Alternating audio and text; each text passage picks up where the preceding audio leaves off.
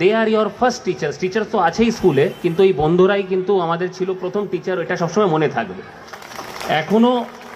এখনো কিন্তু যদি কিছু মনে পড়ে ওই বন্ধুরা যারা এখনো রাত্রি 2টোর সময় ফোন করলেও কিন্তু ফোন ধরে, কোনোভাবে আমাদেরকে গাইড করে।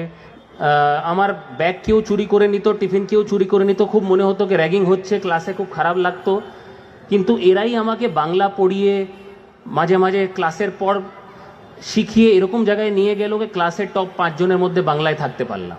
তো এরকম বন্ধু যারা হয়তো আপনাদের সঙ্গে হেঁটা করছে, খেলা করছে, কিন্তু ওরাই কিন্তু পড়িয়ে, দে are your first teachers. Teacher তো আছেই স্কুলে, কিন্তু এই বন্ধুরাই কিন্তু আমাদের ছিল প্রথম টিচার, এটা সবসময় মনে থাকবে।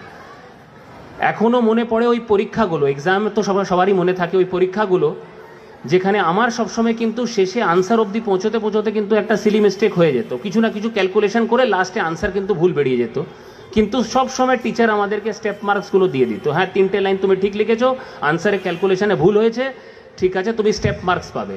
জীবনেও কিন্তু এটাই শেখা কি আপনি কিন্তু নিজের জায়গায় পৌঁছতে পারেন না পারেন, কিন্তু যদি সঠিক পথ ধরে যান তাহলে স্টেপ মার্কস সবসময় পাবেন। জীবনে প্রসেস কিন্তু চলতে থাকবে, আপনি যদি সঠিক পথে থাকেন। Process is more important than the destination.